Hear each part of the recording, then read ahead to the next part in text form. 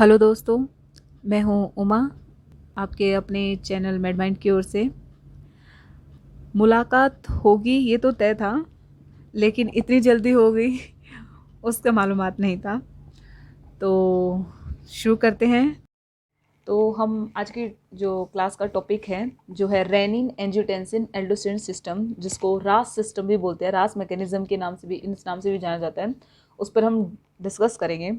ठीक है, ये बहुत ही इंपॉर्टेंट टॉपिक है एक्चुअली। ठीक है, तो अब हम इसको जितना इजी से इजी वे में हो सकता है ना, मैं आपको उस वे में समझाऊंगी। ये एक स्टोरी की तरह, एक्चुअली मैंने इसको एक स्टोरी की तरह ही याद किया हुआ है, और वैसे ही मैं चाहूँगी कि आपको भी याद आपको हो जाएगा। ठीक है, तो टाइम को वेस्ट ना करते हुए स्टार्ट करते हैं आज का टॉपिक, जो है हम कह सकते हैं ना कि हाँ, आज हम रास टॉपिक पढ़ेंगे। ठीक है, चलो स्टार्ट करते हैं इस टॉपिक को। इस टॉपिक को स्टार्ट करने से पहले ये देखिए, जो हमारा जो एल्डोस्टेरोन, अब हमारी जो लास्ट क्लास थी उसमें हमने पढ़े थे हमारे हार्मोन। ठीक है, जो कोर्टेक्स के हार्मोन थे, थ्री लेयर थी कोर्टिकल रीजन की।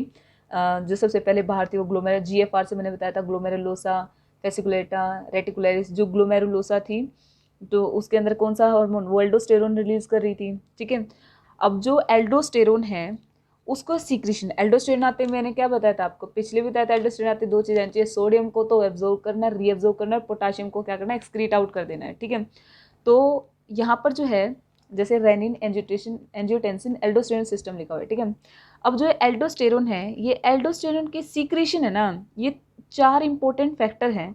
हम चार इंपॉर्टेंट फैक्टर की बात करेंगे, जो क्या करेंगे, ठीक है, उन उसके उसके द्वारा वो रेगुलेट होता है। जो एल्डोस्टेरोन का सीक्रेशन है, वो चार इंपॉर्टेंट फैक्टर वो रेगुलेट करते हैं कि एल्डोस्टेरोन सीक्रेट होगा या नहीं होगा। ठीक है, तो अब देखते हैं उन चार फैक्टर्स को। ठीक है, अब हम देखते हैं रास मैकेनिज्म के बारे में। मैंने कहा था वो चार फैक्टर जो क्या करते हैं, इस सिस्टम को, इस मैकेनिज्म को एक्टिवेट करते हैं, वो कौन कौन से हैं। सबसे पहले है increase potassium ion concentration in extra cellular fluid. जैसे मैंने बताया था कि एल्डोस्टेरोन होता है, वो पोटाशियम के लेवल को क्या कर देता है, बॉडी के अंदर कम कर देता है। तो यानी हमें उस कंडीशन में चाहिए होगा जब हमारे पास पोटाशियम लेवल बहुत ज़्यादा हो रहा हो, तो वो कम कर देगा। ठीक है, दूसरा क्या है, सोडियम का लेवल कम हो रखा हो, क्योंकि अब हमें ये भी पता है कि वो क्या करता है, सोडियम को बॉडी के अंदर रीअब्जॉर्ब करवा लेता है, तो जब कम हो रहा हो तब हम दे देंगे। Third is decrease ECF volume और ड्रॉप ऑफ ब्लड वॉल्यूम। अब मैंने बताया था सोडियम और वाटर की लव स्टोरी मैंने आपको बताई थी कि जहाँ जहाँ सोडियम होगा वाटर वहाँ वहाँ आ जाएगा। ठीक है, तो अगर वाटर वहाँ आएगा तो वाटर रिटेंशन से क्या होगा, ब्लड वॉल्यूम बढ़ेगा, तो ठीक है, वहाँ यूज हो जाएगा। Fourth one is adrenocorticotropic hormone. अगर एडिनोकोर्टिकोट्रोपिक हार्मोन होगा तो वो तो डायरेक्टली क्या करता है, जोना ग्लोमेरुलस पे क्या करता है, एक्ट करता है, जिसकी वजह से सीक्रेशन ऑफ एल्डोस्टेरोन होती है। ठीक है, तो ये वो चार फैक्टर है जिसकी वजह से कौन सा मैकेनिज्म स्टार्ट हो जाता है, रास मैकेनिज्म स्टार्ट हो जाता है। ठीक है, decrease in sodium ion concentration and extra cellular fluid volume, यानी अगर बॉडी के अंदर सोडियम की वैल्यू कम है और आपका एक्स्ट्रा सेलुलर फ्लूइड वॉल्यूम भी कम हो रखा है, तो वो क्या करते हैं, स्टिमुलेट करते हैं एल्डोस्टेरोन के सीक्रेशन को through renin angiotensin aldosterone system.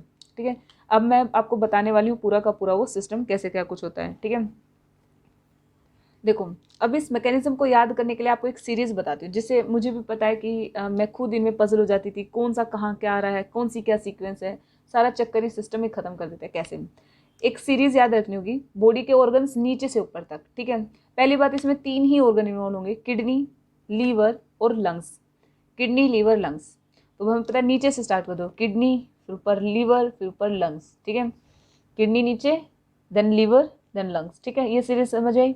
तो कहीं ना कहीं जो इनके जो आगे कौन सा पहले काम आएगा, तो वो सीरीज ऐसे होगी। हम नीचे से स्टार्ट करें तो सबसे पहली बात है किडनी। किडनी के अंदर जो जस्टा ग्लोमेरुलर एपरेटस है, क्या है, जस्टा ग्लोमेरुलर एपरेटस, वो क्या करती है, वो एक हार्मोन रिलीज करती है जिसका नाम है रेनिन। क्या होगा, रेनिन।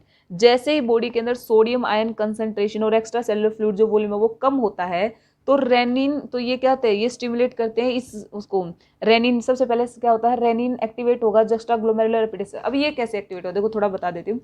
किडनी के अंदर से जो बॉडी का ब्लड वॉल्यूम है वो सारा का सारा एक बार किडनी से होकर जाएगा। ठीक है, जिसको किडनी को रखना होगा रख लेगा वापस, सबको फिर बॉडी में सर्कुलेट होता है। ठीक है, तो यानी जो भी ब्लड वॉल्यूम, अगर बॉडी के अंदर ब्लड वॉल्यूम कम है तो वो कहीं ना कहीं सेंसर के थ्रू क्या हो जाते हैं, उनको सेंस कर लेते हैं कि बॉडी के अंदर ब्लड वॉल्यूम कम हो रहा है। तो जैसे ही ब्लड वॉल्यूम उन्हें रियलाइज हुआ कि बॉडी के अंदर कम है, तो उन्होंने रेनिन को एक्टिवेट कर दिया। अब जो रेनिन है, यानी कहीं ना कहीं सबसे पहले जो यूज हुआ वो कौन सा, किडनी वाला, किडनी ऑर्गन, जो किडनी है हमारी वो यूज हुई। उसने रेनिन को सिक्रेट किया, ठीक है। फिर मैंने कहा था किडनी, फिर लीवर। अब लीवर क्या है, लीवर के अंदर हमारे क्या है, एंजियोटेंसिनोजन है। लीवर के पास क्या है, ये हमारा क्या है, लीवर है। जो ये रेनिन है, लीवर के पास क्या है, एंजियोटेंसिनोजन, ये प्रेजेंट है, ठीक है।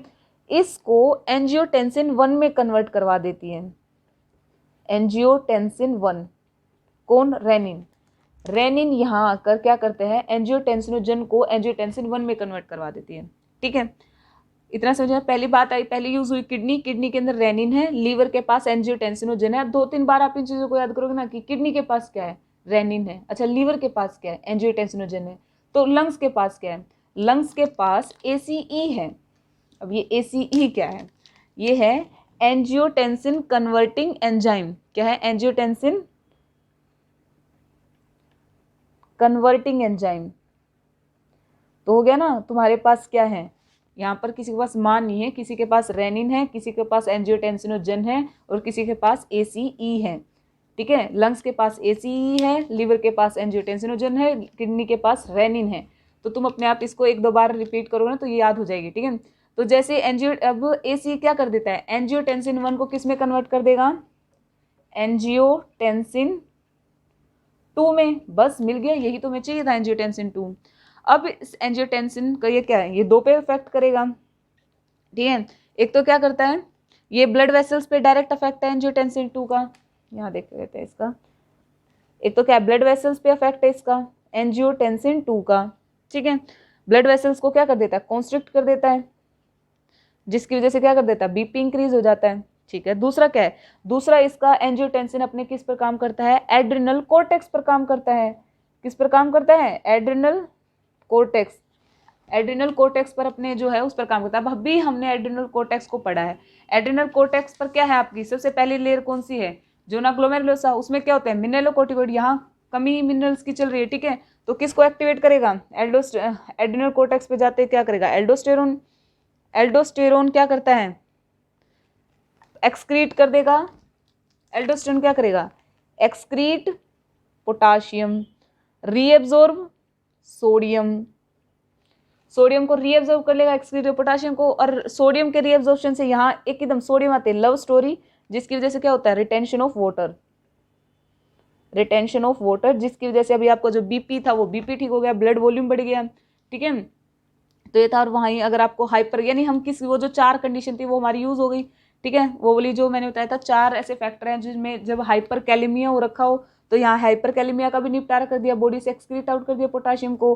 फिर मैंने क्या कहा था, ब्लड वॉल्यूम कम रखा है तो यहाँ blood volume, retention of water से ब्लड वॉल्यूम भी ठीक हो गया है।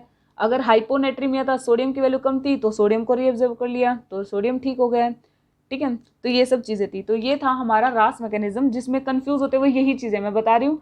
किडनी, लीवर एंड लंग्स, सीधा याद रखो, नीचे से क्या, पहले किडनी आई, देन लीवर, देन लंग्स। पहले मतलब ऑर्गन तो याद रहने चाहिए एटलीस्ट तुम्हें कि ये हैं। सीक्वेंस नहीं याद हो तो सीक्वेंस का तो इलाज बता दिया मैंने, ठीक है। लेकिन आपको ये होना चाहिए ऑर्गन कौन कौन से है, किडनी यूज होगी, लीवर, लंग्स। लंग्स के पास क्या है, ACE है।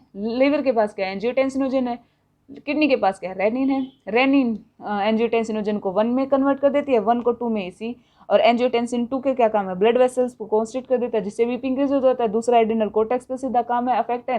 एड्रिनल कोर्टेक्स से एल्डोस्टेरोन, एल्डोस्टेरोन और ग्लूकोकोर्टिकोइड का भी तो कहीं ना कहीं माइल्ड मिनरलोकोर्टिकोइड एक्टिविटी है, वो भी कहीं ना कहीं इसके ही एल्डोस्टेरोन के काम को ही बढ़ावा देगा। तो जिससे एक्सक्रीट हो जाएगा पोटाशियम, रीअब्जॉर्ब हो जाएगा सोडियम। सोडियम और वाटर की लव स्टोरी है, जिसकी वजह से रिटेंशन ऑफ वाटर हो जाता है और जिसकी वजह से आपका जो ब्लड वॉल्यूम है वो मेंटेन रहता है। तो इट वाज ऑल अबाउट रास, रेनिन, एंजियोटेंसिन, एल्डोस्टेरोन सिस्टम, ठीक है। तो आई होप आप सभी को एक छोटा सा टॉपिक समझ में आया होगा, ठीक है। तो मिलेंगे नेक्स्ट वीडियो में नेक्स्ट टॉपिक्स के साथ, तब तक के लिए अपना ध्यान रखें। Okay, thank you so much.